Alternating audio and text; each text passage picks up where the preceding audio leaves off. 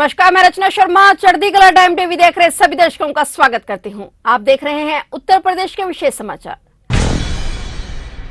उत्तर प्रदेश में विधान परिषद चुनाव के लिए सुबह 8 बजे से वोटिंग शुरू हो गई है। वोटिंग 36 में से 28 सीटों पर की गई, जबकि 36 में से 9 सीटों पर बीजेपी प्रत्याशियों ने निर्विरोध जीत हासिल कर ली है। बता दें कि विधान परिषद की इन 27 सीटों के लिए कुल 95 प्रत्याशी अपनी किस्मत आजमा रहे हैं। हालांकि यहां सीधा मुकाबला बीजेपी और सपा के बीच ही है। इस चुनाव का परिणाम 12 अप्रैल को आएगा। उत्तर प्रदेश में विधान परिषद चुनाव के लिए हुई वोटिंग के चलते उत्तर प्रदेश के मुख्यमंत्री योगी आदित्यनाथ भी एमएलसी चुनाव में वोट डालने पहुंचे। यूपी विधान परिषद की 36 सीटों के लिए आज मतदान हुआ है। सभा चुनाव में भारतीय जनता पार्टी ने प्रदेश में 2/3 से अधिक सीटों पर विजय प्राप्त किया है और प्रचंड बहुमत की अपनी सरकार प्रधानमंत्री मोदी जी के नेतृत्व में हम लोग बनाने में सफल हुए हैं। विधान परिषद में पहली बार मुझे लगता है कि लगभग 4 दशक के बाद ऐसी स्थिति आएगी जब सत्ताधारी दल प्रचंड बहुमत के साथ विधान परिषद में अपना बहुमत बनाने में सफल होगा और मेरी प्रदेश के स्थानीय प्राधिकारी विधान परिषद चुनाव के लिए जो भी मतदाता हैं, क्षेत्र पंचायत समिति के सदस्य, ग्राम प्रधान, जिला पंचायत के सदस्य, पार्षद, चेयरमैन, मेयर, ब्लॉक प्रमुख, जिला पंचायत के अध्यक्ष, माननीय विधायक, माननीय सांसद, मेरी उन सब से अपील है कि प्रदेश के अंदर लोक कल्याणकारी कार्यक्रम को आगे बढ़ाने के लिए आवश्यक है कि दोनों सदनों में एक पार्टी की पूर्ण बहुमत प्राप्त हो। विधानसभा में 2017 में भी प्रचंड बहुमत के साथ भारतीय जनता पार्टी को प्रधानमंत्री मोदी जी के आह्वान पर प्रदेश की जनता ने अपना आशीर्वाद दिया था। 2022 में भी प्रधानमंत्री मोदी जी के नेतृत्व में प्रचंड बहुमत की सरकार फिर से प्रदेश में बन चुकी है। 2017 में जब हम लोग आए थे विधानसभा में हमारा प्रचंड बहुमत था, लेकिन विधान परिषद में तमाम कठिनाइयों का सामना हमें करना पड़ता था और अपनी नकारात्मक भूमिका के कारण समाजवादी पार्टी प्रदेश के विकास को अवरुद्ध करने का हर संभव प्रयास करती थी। लेकिन अब स्थानीय प्राधिकारी विधान परिषद के इस चुनाव के बाद भारतीय जनता पार्टी का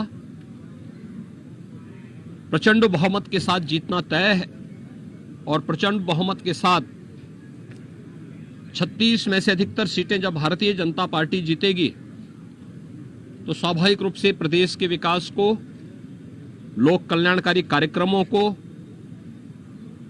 महिलाओं के कल्याण से जुड़ी हुई और उनके स्वावलंबन और सुरक्षा से जुड़ी हुई योजनाओं को, नौजवानों के रोजगार से जुड़े हुए कार्यक्रमों को, अन्नदाता किसानों के हितों के लिए, श्रमिकों के सम्मान और उनके स्वावलंबन के लिए सरकार और बेहतर तरीके से कार्य करने में सक्षम होगी। और मेरी सभी जनप्रतिनिधियों से अपील होगी कि प्रदेश के 25 करोड़ नागरिकों के हितों को ध्यान में रखते हुए हम भारतीय जनता पार्टी को जो आशीर्वाद जनता जनार्दन ने विधानसभा में दिया है, विधान परिषद में भी वो समर्थन अवश्य भारतीय जनता पार्टी के अधिकृत प्रत्याशियों को, चुने गए जनप्रतिनिधियों का अवश्य प्राप्त होगा। उत्तर प्रदेश सरकार ने राज्य के 3.6 करोड़ राशन कार्ड धारकों को डिजिटल लॉकर की सुविधा देने की तैयारी कर ली है। इसकी मदद से राशन कार्ड धारकों को अब देश में कहीं भी राशन लेने में असुविधा नहीं होगी। मुख्यमंत्री कार्यालय की ओर से शनिवार को दी गई जानकारी के अनुसार राज्य सरकार के सूचना प्रौद्योगिकी विभाग ने प्रदेश के राशन कार्ड धारकों को डिजिटल लॉकर सुविधा देने के काम को अपनी 100 दिन की कार्य योजना में शामिल कर लिया है। यह सुविधा मिलने पर कोटेदार राशन कार्ड में कमियों का बहाना बनाकर लाभार्थी को राशन देने से मना नहीं कर सकेंगे और इसके लिए राज्य सरकार ने राशन कार्ड धारकों के आंकड़े को डिजिटल फॉर्मेट में बदलने की कार्रवाई तेज कर दी है। डिजिटल लॉकर में राशन कार्ड रखने से लोगों को बड़ा लाभ होगा और वन नेशन वन कार्ड योजना के तहत देश में कहीं भी राशन मिलने में आसानी होगी। साथ ही राशन कार्ड के खोने, खराब होने या फटने का डर भी नहीं होगा। वहीं सरकारी सस्ते गल्ले पर दुकानदार राशन कार्ड में कमी का बहाना बनाकर राशन देने से इनकार नहीं कर सकता। इसके अलावा राशन लेने की जानकारी राशन कार्ड पर डिजिटली दर्ज हो सकेगी, जिससे यह पता चल सकेगा कि किस लाभार्थी को कब कितना राशन मिल पाया।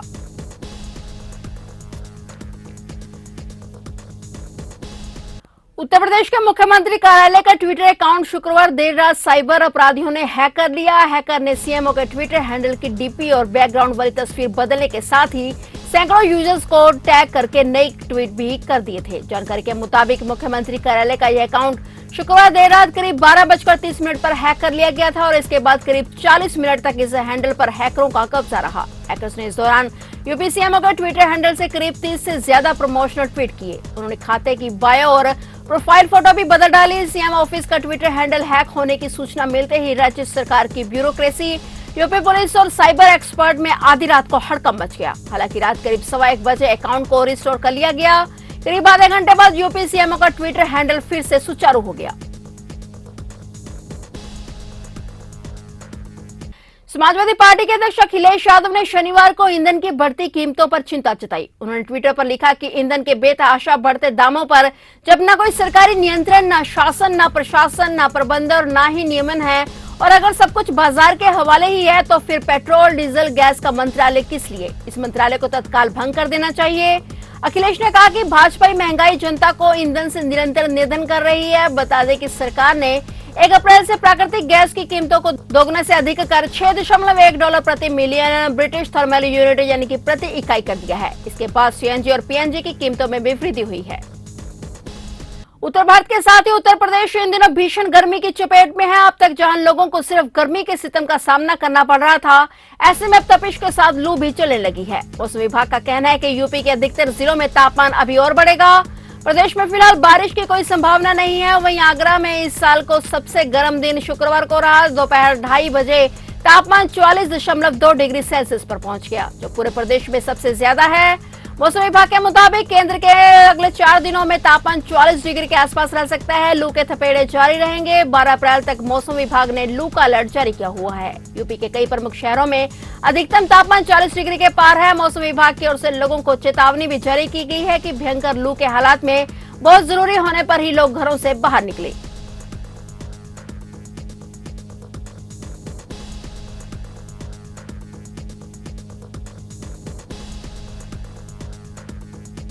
फिलहाल उत्तर प्रदेश के विशेष समाचारों में इतना ही और नए समाचारों के साथ फिर से हाजिर होंगे। तब तक के लिए देखते रहिए चढ़ती कला टाइम टीवी और मुझे दीजिए इजाजत। धन्यवाद।